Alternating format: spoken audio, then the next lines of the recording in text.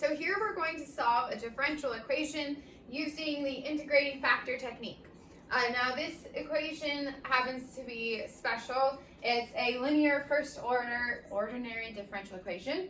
And so if we're able to put our differential equation in this standard form, then we'll be able to use this technique in order to solve it. And so I've written down the steps that I'm going to go through to solve this problem. That way you can kind of follow along with what I'm doing.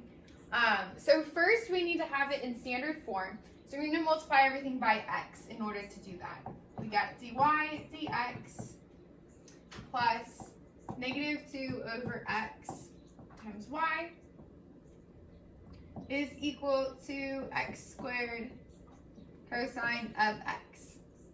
And so here in the standard form, my p of x is negative 2 over x, and my q of x is x squared cosine of x. That way you can see how this is in this form. So the next thing to do is we need to find this value mu. Now mu is defined as e to the integral of p of x dx. So first we'll do that. So finding mu is going to be e to the integral of p of x dx.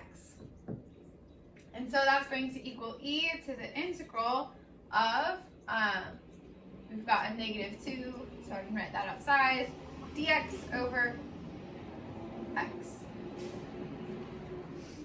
And if I solve that, this is going to be e to the negative 2 natural log of x. And so then I can use properties of logarithms to move the negative 2 in. So then I have mu equals e to the natural log of 1 over x squared. And e and natural log are inverses of each other, so this just becomes 1 over x squared. And so now we found mu. Now the next thing we'll do is multiply the entire differential equation by mu. And so when we do that, we have 1 over x squared times dy dx plus negative 2 over x cubed times y is equal to cosine of x. And then next we're going to recognize this fact. Now you can work this out on your own if you're curious. It's pretty simple to do. We have d mu dx is equal to mu times p of x. And so here you'll see that this portion here, I multiply my p of x times mu. So we can substitute this with d mu dx. So we have 1 over x squared times dy dx plus d mu dx times y is equal to cosine of x squared. And then this part we will recognize is actually the product rule.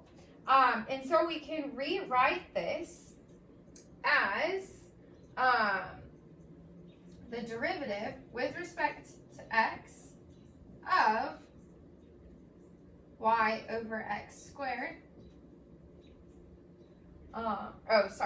Since it's the product rule, we want to write it like a product. So 1 over x squared times y is equal to cosine of x.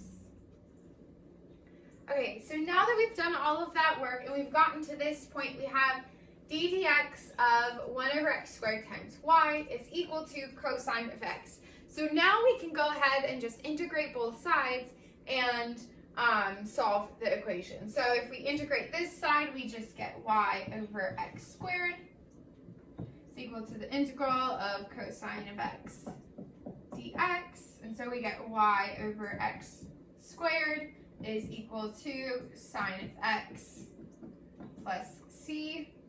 And then we'll multiply both sides by x squared, and we get y equals x squared times the sine of x plus c. And so now this is my general solution to this differential equation. And so what was important about this technique is that we're able to put our differential equation in this standard form. And if we are, then we just need to find this mu value. We'll multiply it through. We'll notice that this derivative is equal to mu times p of x. And we can substitute it, and then the solution kind of falls out nicely from there.